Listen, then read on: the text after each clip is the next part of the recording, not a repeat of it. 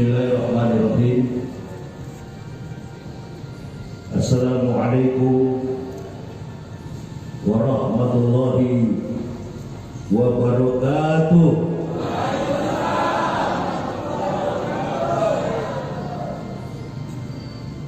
Alhamdulillah,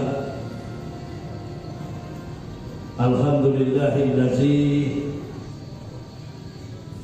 muharrama awarasidin wajalla syahran mubarakan liqaumil mu'minin. Ashhadu an la ilaha illallahul malikul haqqul mubin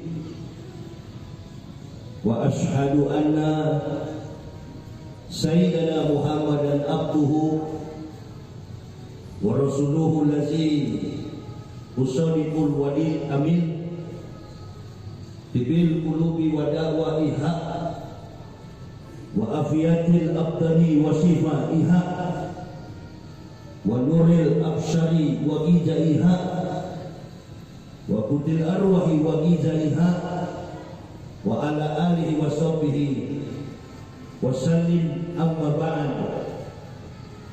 Fa ya ibadallah ittaqullah haqqa tuqatih wa la tamutunna illa wa antum muslimun.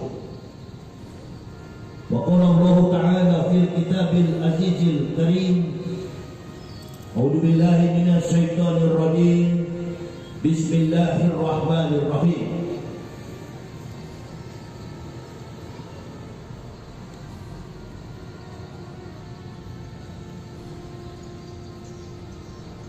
Qul amanu billahi wa ma ursila ila Ibrahim wa Ismail wa Ishaq wa Yaqub wal asbati wa ma utiyan nabiyyun.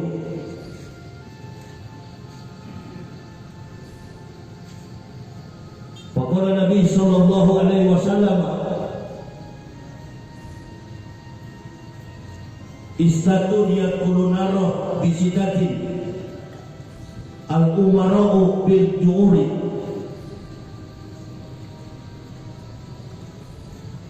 wal-arabu bita'asubi wa ahlu rustaqi bil-jahli wa lahaqinu bil-kibri wa tujaru'u bil-hiyanati wal-ulama'u bil-hasad. Ibu bapak, saudara-saudaraku rahimakumullah yang kami hormati, yang kami muliakan, para alim, para ulama, tokoh-tokoh masyarakat yang ada di Kabupaten Indragiri Hilir, Indragiri Hulu, Kabupaten Rengat, Provinsi Riau, panitia penyelenggara tabligh akbar dalam momentum pelaksanaan Tahun Baru Islam Muharram yang alhamdulillah pada hari ini bertepatan dengan 14 Muharram 1442 Hijriah atau bertepatan dengan tanggal 2 September tahun 2020 Miladiah. Dan yang kami cintai, kami banggakan, ma'asyiral muslimin wal muslimah rahimakumullah. Puja dan puji syukur marilah kita panjatkan kehadirat Allah Subhanahu wa taala. Kalau sampai pada malam, pada sore hari ini kita semua masih diberi kesehatan oleh Allah. Bahkan yang amat sangat penting lagi, kita semua masih dalam kondisi bernapas. Kalau masih bernapas, kalau masih diberikan usia, umur oleh Allah, berarti masih ada peluang bagi halayak kita sekalian untuk menambah-nambahkan pundi-pundi amal demi bekal di yaumil akhir nanti.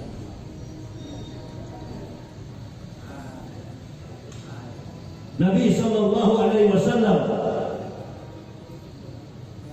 la tasalu ulama abdin yaumal qiyamati min baini yaday Allah ta'ala hatta yus'alu an arba'ati asar. Tidak beranjak kaki seorang hamba dari pelataran kiamat yaday Allah ta'ala di hadapan Allah ta'ala kecuali dia ditanya 4 persoalan. Yang pertama, an umri fima afnahu, umurmu dengan apa engkau habiskan. Ibu bapak, saudara-saudaraku rahimakumullah, perlu kita ketahui di dalam perjalanan kehidupan umat Nabi sallallahu alaihi wasallam 12 bulan 365 hari atau 1 tahun. Ada 4 bulan yang diharamkan oleh Allah. Yang menempati ranking paling pertama, bulan yang berdiri sendiri adalah Muharram. Yang ketiganya itu Rajab, Sya'ban, Ramadan. Muharram ini adalah bulan yang berdiri sendiri, yang disucikan, yang dihormati, yang dimuliakan oleh Allah. Dalam pembukaan mukadimah tadi, ibu bapak sudah sangat mengetahui. Saya menyampaikannya syahrun mubarakan liqaumil mukminin. Bulan yang diberikan Allah sebagai bulan yang penuh berkah bagi orang-orang mukmin. Nah, jadi kalau sudah bicara berkah begini yang datang penyakitan, bahkan corona COVID-19 pun lari kalau kita berkumpul. Amin ya rabbal. Allahu Akbar. Gak apa rapat-rapat begini. Kalau sudah datang kepada bulan yang dimuliakan Allah, pasti di dalamnya ada berkah. Diharapkan oleh Allah, dimuliakan, dihormati. Mengapa dihormati? Karena bulan ini menyimpan banyak sekali peristiwa historik, peristiwa sejarah yang berlaku bagi beberapa orang Nabi ulul azmi. 5 besar dalam susunan riwayat risalah nubuah para nabi. Sebagai contoh, Nabi Adam alaihissalam memohon ampunan taubat selama 40 tahun, terjadi pada bulan Muharram, tepatnya 10 Muharram. Nabi Ibrahim alaihissalam menghadapi siksaan, menghadapi hukuman dari Nimrod, raja yang zalim, terjadi pada 10 Muharram. Nabi Yunus ditelan di dalam perut ikan, mengembangkan amanah dakwah, terjadi pada bulan 10 Muharram. Bahkan Nabi Musa alaihissalam dalam menerima Allah amanah perintah dakwah dari Allah, mulai sejak dilahirkan sampai tumbuh menjadi pria dewasa, diangkat menjadi nabi dan rasul, terjadi pada bulan Muharram.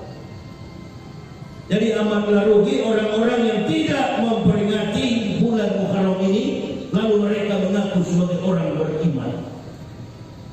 Ibu bapak, saudara-saudaraku sudah tahu persis bagaimana kehidupan latar belakang kembalinya kami sekeluarga ke dalam pangkuan kasih sayang Allah. Saya dulunya bukan orang yang beragama Islam. Dari latar belakang kehidupan keluarga provinsi di Indonesia ini, yang mayoritas penduduknya beragama Kristen, saya terlahir, tumbuh, dewasa hingga menjadi pendeta dalam kehidupan keluarga Kristen fanatis. Atas keberkahan Allah, amantu billahi wa bima qala Allah Ta'ala, amantu bi rasuli wa bima qala Allah sallallahu alaihi wasallam. Kami sekeluarga, saya, istri dan anak-anak mengucapkan 2 kalimat syahadat. Bukan pindah agama.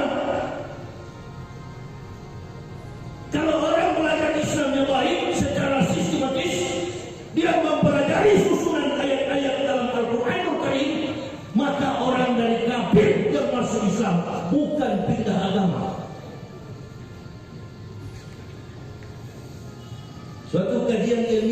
mendasari pemahaman kontekstual di dalam Al-Quranul Karim bahwa semua makhluk yang bernama manusia, entah dari benua Amerika, benua Australia, benua Asia, benua Afrika, semua makhluk yang bernama manusia sejak dari dalam rahim ibunya yang sudah mengikat perjanjian dengan ruhnya, pengakuannya di hadapan Allah Subhanahu wa Ta'ala sebagai makhluk yang fitrah.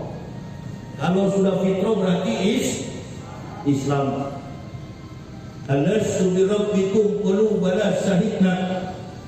Kata Allah, wahai Yahya, wahai makhluk, wahai manusia, engkau adalah ciptaan kami dan kami adalah penciptamu.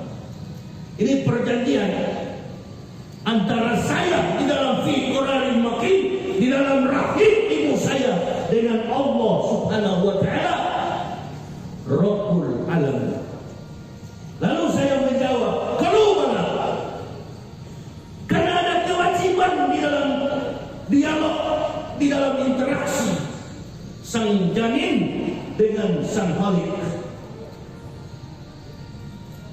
supaya ibu bapak tahu betapa tingginya, betapa berharganya iman Islam itu yang diberikan kepada ibu bapak sudah dari nenek moyang. Beda dengan saya kan? Karena di hari-hari terakhir ini saya lihat banyak orang mengaku beragama Islam anti terhadap Islam. Bahkan mereka sudah menjadi pejabat yang tadinya sebelum jadi pejabat, sebelum jadi aparat, mereka berdoa meminta kepada Allah sebelum jadi menteri, bahkan sebelum jadi presiden. Karena orang Indonesia ini kan suka cari kesempatan dalam kesempitan. Betul apa betul? Ini ada pilkada di mana-mana nih. Perhatikan saja. Bahkan kemarin di Medan ada orang kafir di ujungnya pakai hak, orang Islam anggap haji. Jadi banyak orang yang memperalat Islam kemudian menghancurkan Islam. Gak tahu malu. Pada waktu dia menjadi pejabat, dia berdoa kepada Allah. Saya mau tanya dulu anggota FPI Front Pembela Islam ini, ada nggak pejabat hadir ini? Ada nggak pejabat hadir? Mana berani kalau Yahya Waloni yang datang?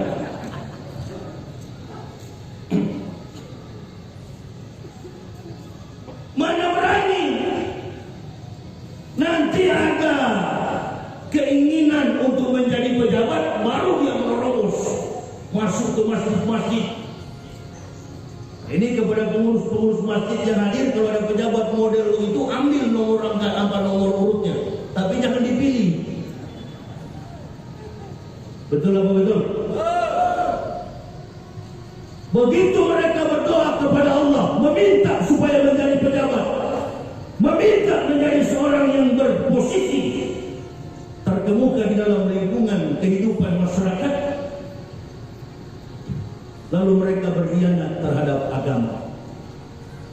Ini yang terjadi.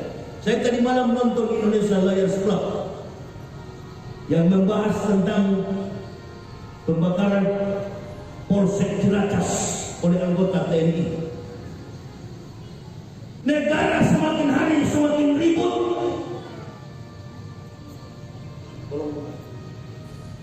Negara semakin hari semakin ribut. Ada ibu-ibu enggak ini? Bu, saya mau ceramah keras atau lembek? Nah, ente bukan ibu, saya tanya ibu. Ceramah keras atau lembek? Panjang atau pendek? Keras panjang pula. Ibu-ibu aja berani. Kalau ibu sudah berani begini, insya Allah terang lagi. Bukan dari mereka inilah lahir para pemimpin-pemimpin bangsa. Dari kandungan mereka inilah lahir para penguasa negara. Ibu-ibu, ujung tombak regeneration Muslim to the next time.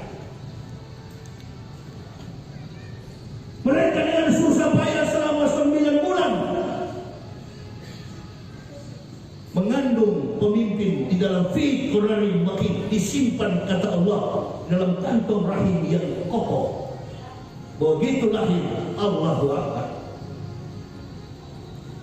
Islam ini telah memberikan ketenangan bagi dunia. Saya berpikir kalau tidak ada Islam, dunia ini tidak ada arti apa-apa. Di mana-mana orang mencari ketenangan hanya dengan Islam. Pengakuan yang terjadi dari dasar kandungan.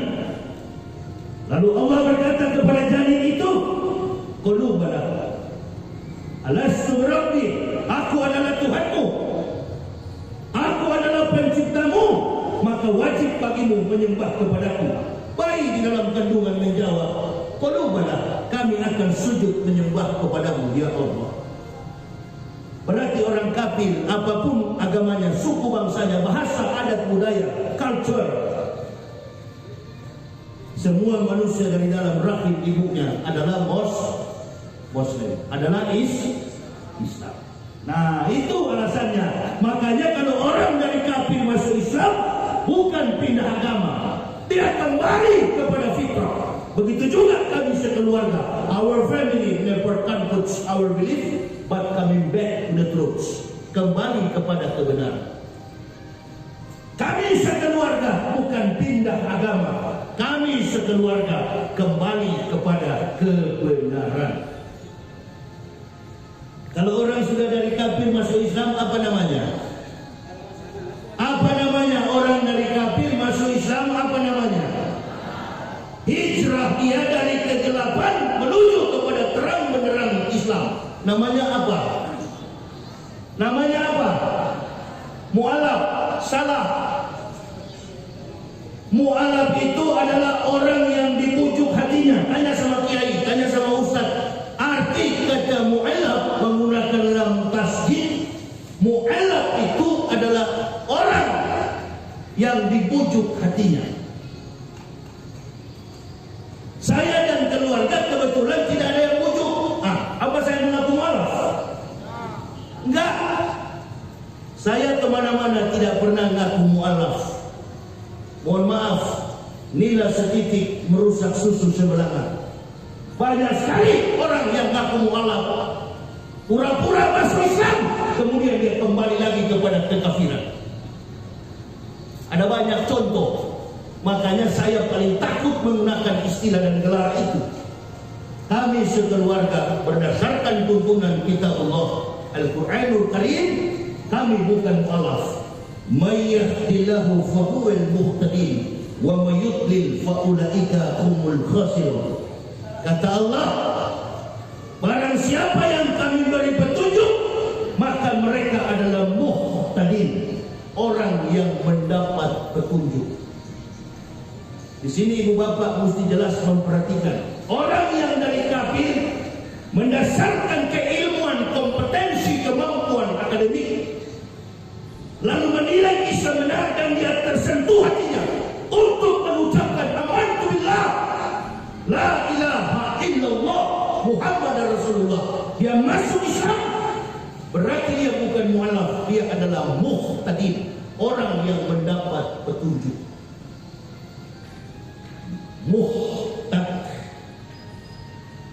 Muhtadin. Lalu bagaimana dengan sebaliknya? Orang yang keluar dari Islam, namanya murtadin. Murtad keluar, muhtad masuk. Ini Muharram, meninggalkan kebatilan menuju kepada keselamatan, rahmatul hidayah. Tema yang diberikan, inilah yang terjadi dalam konteks politik. Karena kemunafikan global, Allah mengutus makhluknya. Karena dusta dan kemunafikan manusia secara global, Allah perintahkan bala tentaranya. Allah perintahkan makhluknya yang bernama Corona dari Wuhan, katanya, dari Cina. Kalau kita orang beriman tidak percaya kalau dari Wuhan, kita percaya ma'asabah min musibatin illa bi'idnillah, bahwa musibah itu datangnya dari Allah, bukan dari Wuhan, Betul atau betul? Rugi kalian orang rakyat ini. Nah, mulai banyak di lapangan. Di mana-mana kalau Ustaz Yahya muncul, oh begitulah jamaahnya. Yang hari ini, Allahu Akbar. Nggak tahu kita, mulai dari alim sampai bajingan ada ini. Perampok, maling, pencuri dan lain sebagainya.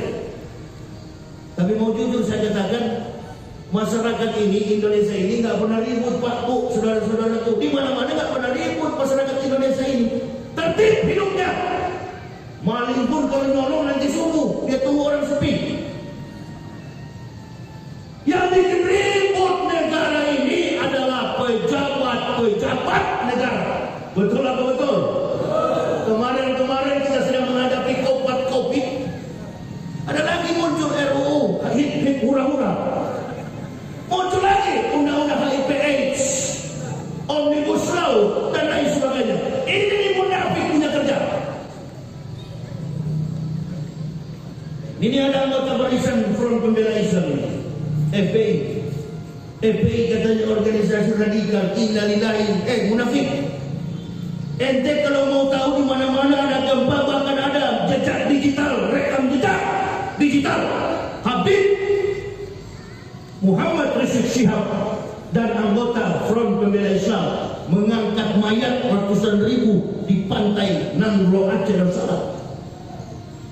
Gempa bumi yang terjadi di Palu, Sulawesi Tengah, di daerah saya, Sulawesi, yang bermandikan lumpur, yang bermandikan darah, keringat dan tenaga, bahkan dana mereka kucurkan hanya untuk membantu saudara-saudara kita dari latar belakang perbedaan suku, agama dan adat istiadat yang ada di Provinsi Sulawesi. Mayat yang sedang mengalami masa musibatin illa biidznillah, musibah dari Allah. Orang-orang FPI. Makanya saya hadir ini akibat dari undangan Front Pembela Islam. Beberapa kali mereka undang sama saya, belum sempat hadir karena belum kehendak Allah. Ini hari adalah kehendak Allah, Muharram. Supaya kita melihat jati diri kita yang sebenarnya, di posisi manakah keimanan keislaman kita. Apakah kita masuk dalam golongan munafik ataukah kita masuk dalam golongan mukmin? Jadi saya menggunakan dua kata istilah yang saya temukan dalam Al-Quranul Karim itu. Saya pikir kalau kafir itu munafik, ternyata kafir bukan munafik. Munafik yang munafik, orang yang tahu kebenaran tapi pura-pura tidak tahu. Yang tadi saya sebutkan, Nabi katakan di dalam hadis ada 6 golongan yang masuk neraka karena 6 perkara. Isatun yadkhulun nar bisitatin. Isatun yadkhulun nar bisitatin. Ada 6 golongan yang masuk neraka karena 6 perkara. Yang pertama,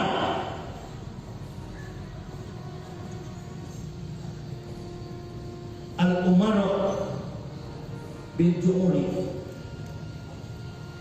Penguasa, pemerintah yang sewenang-wenang. Ini penguasa, pemerintah yang sewenang-wenang. Tadi malam saya nonton Indonesia Lions Club, acara TV One. Ini acara TV One Indonesia ILC, acara yang paling bagus mendidik umat, mendidik masyarakat Indonesia. Mengapa? Karena di situ tampil mana munafik, mana kafir, mana pembohong, mana pendusta, mana Abu Nawas, mana Abu Jahal, muncul semua di situ. Persoalan masalah gaji katanya, persoalan masalah kesejahteraan, bukan. Ini banyak ibu-ibu nih. Ibu-ibu saya mau tanya dulu, mana bu ente mau berumah tangga dengan suami yang kaya raya? Ibu juga sebagai wanita karir, sibuk dengan urusan bisnis, siap hari arisan, gaji ibu 80 juta, gaji suami 200 juta sebulan, tapi rumah tangga selalu berantakan. Atau sebaliknya, ibu tidak punya pekerjaan, suaminya hanya tukang bangunan, tapi kehidupan ekonominya lemah, kehidupan ekonominya pas-pasan. Namun dalam keluarga, mulai dari orang tua sampai anak, hidup dalam kerukunan, hidup dalam kedamaian. Mana yang ibu pilih? Gaji besar ribut atau gaji pas-pasan tapi keluarga itu aman? menggambarkan sebuah struktur negara harus digambarkan dalam kehidupan kompleksitas rumah tangga. Dalam filosofis sistem bernegara begitu. Terbentuknya negara ini karena adanya masyarakat. Maka jangan bermimpi rumah tangga akan jadi baik kalau masyarakatnya, individunya rusak. Jangan berpikir masyarakat akan jadi baik kalau rumah tangganya berantakan. Dan jangan pernah berpikir negara jadi baik kalau masyarakatnya amburadul.